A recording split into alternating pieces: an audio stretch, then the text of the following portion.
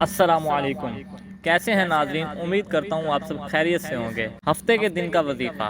ناظرین، آج ہم آپ کو ہفتے کے دن کا ایک ایسا وظیفہ بتائیں گے جس کے کرنے سے انشاءاللہ سارے غم دور ہو جائیں گے۔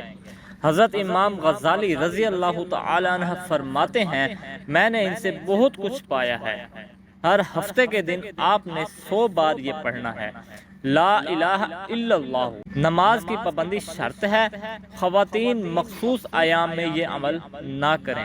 ناظرین، یہ وظائف آپ کو فی سبیل اللہ بتائے جاتے ہیں، آپ ان پر عمل کیا کریں اور دوسروں کے ساتھ شیئر کیا کریں۔ اللہ پاک سے دعا ہے کہ اللہ پاک ہمیں دین کو سمجھنے اور اس پر عمل کرنے کی توفیق عطا فرمائے۔ آمین، جزاک اللہ خیرہ۔